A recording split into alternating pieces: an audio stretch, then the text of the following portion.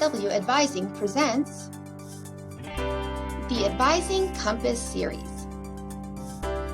Scheduling your next voyage. Hello again, Bucks. Welcome to the third and final video in the Advising Compass series. It's me, your navigator, Ms. Beacon, and I'm here to help you understand the registration process so that you are prepared to schedule your next voyage. Let's start by reviewing a spring registration checklist. Step 1, mark your calendar for open registration day. Step 2, check your profile page for holds. Step 3, grab your course suggestions. Step 4, draft your spring schedule. And Step 5, register. The first step in preparing for spring registration is to mark your calendar for open registration day. Spring registration opens over the span of 3 days, with priority students registering first, and those are veterans, athletes, honors, or those living in a dorm. The next day is for degree-seeking students, and finally the third day is for everyone else. Whichever category you fit into, priority, degree-seeking, or open registration, set your alarm and make sure that you're ready to register.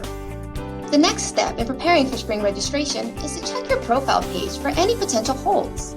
You can click on the upper right corner of the screen to see if there are any holds on your account and find out what they are, as some of these may restrict registration. Some common holds that you might encounter could be an advising hold, which means that you will need to schedule an appointment with your advisor so that you can get this hold removed. A past due balance hold means that you will need to contact the cashier's office to address any balances owed. If you are repeating Cornerstone or did not take it in your first semester, you will see a Cornerstone hold. You will not be able to register online via the portal, but you can still register by contacting the registrar's office to register on paper or through an electronic DocuSign. This hold will not be removed until final grades are posted and it's verified that you have successfully completed the course. Along with these common holds, there are a few others that you might encounter.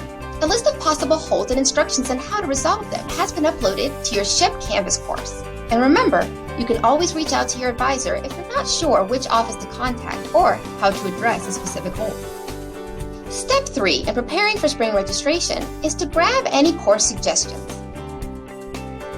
In the second video of the Advising Compass series, I encourage you to meet with your assigned advisor to create an education plan.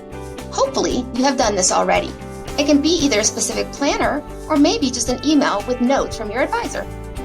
This plan or any notes from your advisor will guide you in the next step for drafting the perfect spring schedule. If you have not met with your advisor, now is the time to schedule that appointment. Advising appointments fill up fast, so don't wait any longer. Remember, to schedule an appointment with your advisor, you just have to log into your portal, click on the Student Academics tab, scroll down to see your assigned advisor's information and a link to schedule an appointment. Step 4 in preparing for spring registration is to draft your spring schedule. Did you know that the course schedule comes out a few days before the start of registration? That's right, we publish the upcoming course schedule a few days early so that you can take time to draft the perfect schedule before registration opens up. To make the most of this opportunity, you will want to gather the following documents: the planner or course suggestions from your advisor, the course modality chart, which will help you understand how and where courses will be taught for this next semester, and finally, the quick guide to help you search for courses. On the back side of this quick search guide, you will see a custom chart that we made to help you organize your classes. If you want to be prepared and know exactly what you're getting for the spring semester, make sure you fill out every box.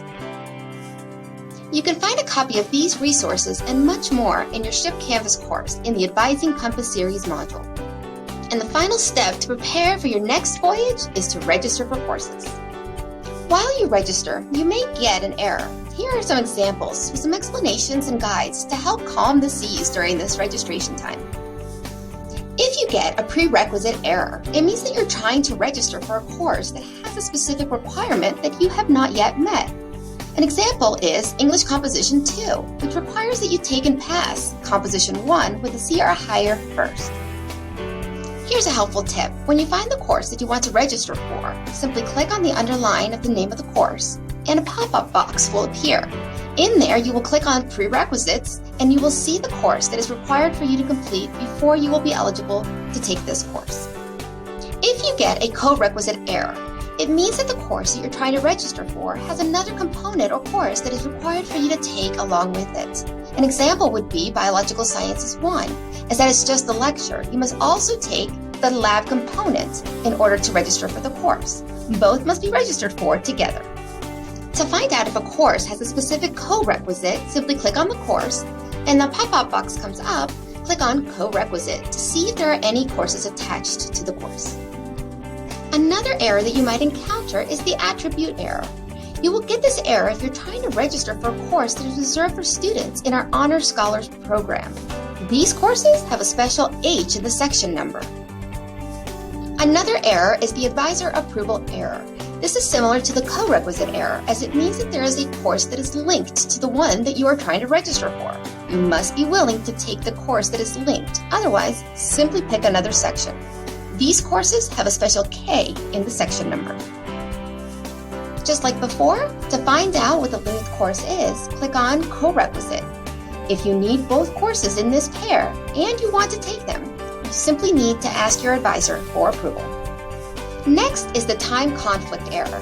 Just like it sounds, you will get this error if you're trying to register for a course at a day and time that conflicts with the course you have already registered for. One last tip. The best way to ensure that you are scheduling your courses exactly how you want them is to pay attention to each course's 3-digit section number. Use the course delivery methods explained PDF in your Canvas ship course for a guide. And remember, the early pirate gets the gold, or in this case, their preferred schedule. So don't hesitate to register early. Don't forget to mark your calendar and set your alarm for whichever day registration opens for you.